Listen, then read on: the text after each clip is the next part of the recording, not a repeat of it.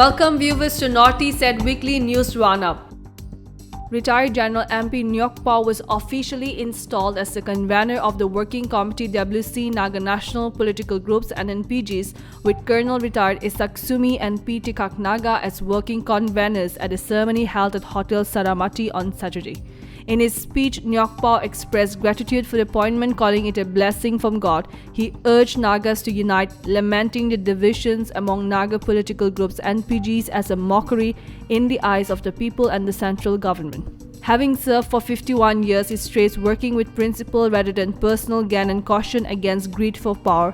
Tikak Naga emphasized the rare unity among NPGs, calling it part of God's plan. Quoting General Aung San, he urged self-reliance and learning from past mistakes. He warned against individuals exploiting the Naga movement for personal wealth and called for unity in resolving the issue. Isaksumi acknowledged the long struggle of the Nagas, urging leaders to focus on giving rather than taking. He emphasized the spiritual dimension of the movement, asserting that true success would come under God's guidance. He called for introspection and unity, believing that the solution could be within reach. All the three leaders stressed the need for collective effort, self-reflection, and faith to achieve the Naga political goal. The Working Committee of the Naga National Political Groups WC and NPGs has clarified the leadership transition following the impeachment of N. Kitovi Zimomi as Ato Kilonso of GPR and NSCN unification and its removal as Working Committee and NPGs convener. In a statement, Working Committee and NPGs media cell stated that NNPGs was formed through a mutual contract among Naga political groups to collectively engage with the Government of India for an honorable political solution. The Working Committee, comprising representatives from this group, had inducted Kitovi as convener after being nominated by GPR and NSCN President General Retired MB Nyokpa. However, following Kitovi's impeachment on April 21, 2024, and recall from the Working Committee and NPGs resolved on April 28 and May 28 to keep the convener position in a moratorium until a new leader is elected or selected. It also noted that co-conveners Toshi Waling, Shitoho Chopi, and Kumukum had signed resolutions endorsing Kitovi's removal. Working Committee emphasized that the convener's role is not hereditary but a nominal leadership position elected to maintain unity and transparency. It stated that the agreed position is a collective political document not exclusive to any individual or group, and urged Kitovi to prioritize the common Naga interests over personal ambition.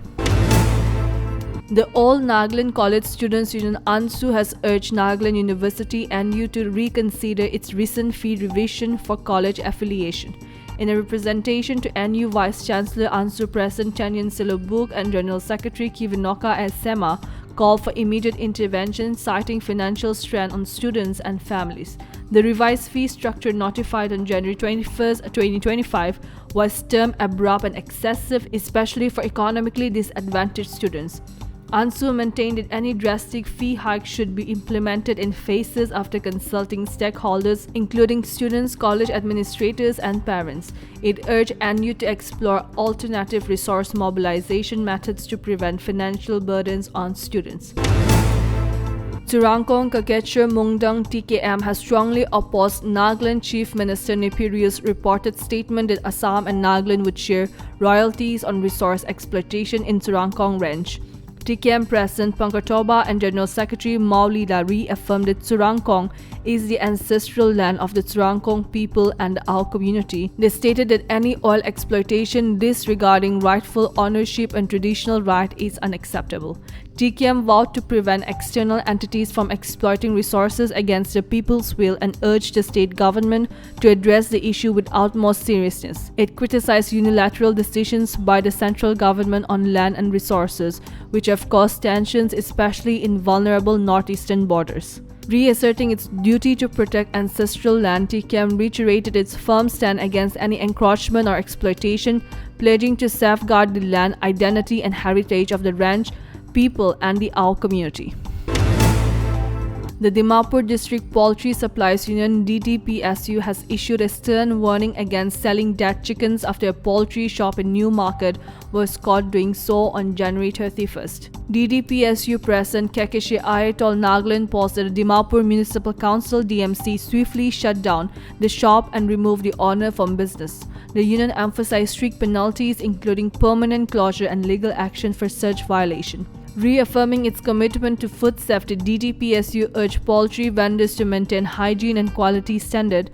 Consumers were advised to stay vigilant and report any suspicious activities to authorities. Complaints can be made via DDPSU member at 8787837180.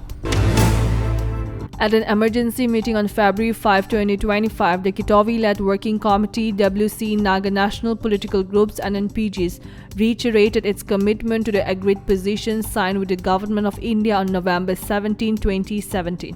In a joint statement, convener and Kitovi Zimomi and co-conveners Kumukum, Toshi Waling and Shitoho Chopi vowed to safeguard the historic agreement against any attempts to undermine it. They also urged religious leaders to refrain from politicizing Indo-Naga issues, instead calling for prayers for lasting peace in the state.